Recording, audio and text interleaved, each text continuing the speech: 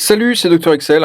Aujourd'hui, je voudrais te montrer une petite astuce pour ajouter ou soustraire un jour à une série de dates. Donc sur toute la colonne à la fois. Donc là, tu vois, j'ai une série de dates sur qu'on va manipuler. Bon, comme d'habitude, tu sais que tu peux télécharger le fichier en dessous avec toutes les formules et toutes les manips pour suivre avec moi.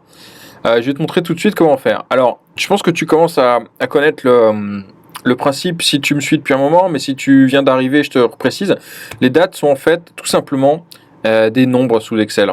Il y a un numéro de série qui correspond à chaque date c'est le nombre de jours depuis le 1er janvier 1900. Donc là, tu vois, si je mets cette date au format nombre, j'ai un nombre qui est 43 526 qui correspond à ce nombre de jours écoulés.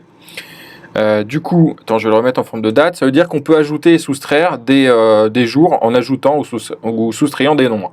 Donc pour avoir J plus 1, ben, je prends ma cellule plus 1 à chaque fois et je tire la formule partout. Donc tu vois, à chaque fois 2 mars, ça vient 3 mars, etc. 2 novembre, 3 novembre. Tout simplement. Et puis tu peux faire la même chose. Tu peux soustraire, tu peux avoir la veille par exemple.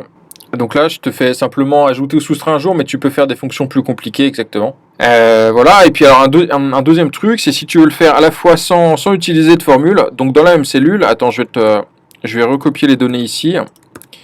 Ce que tu peux faire, c'est que tu peux prendre un jour, par exemple, tu vas faire un copier, donc CTRL-C, tu vas sélectionner toute la plage de destination, et tu vas faire collage spécial, valeur, ajouter.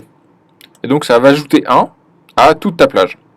Du coup, tu n'as pas besoin, tu vois, de rentrer la formule, de le calculer partout, puis après, j'imagine, de le recoller si tu veux l'avoir dans la date d'origine.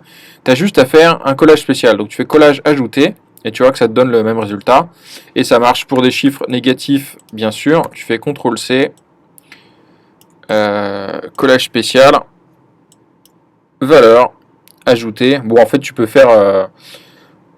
sélectionner 1 et faire collage soustraire aussi, hein. Mais bon. Donc on ajoute -1 et ça nous donne bien la veille de la même manière. Par contre, cette fois, attention, tu effaces les résultats d'origine. Donc c'est un peu à toi de voir si tu veux utiliser une formule pour avoir la date de départ ou pas, si tu veux l'effacer et voilà, écrire par-dessus. Voilà, donc tu peux télécharger le fichier si tu veux en dessous. Et puis, je te dis à bientôt pour un nouveau tutoriel sur Excel. Salut, ciao!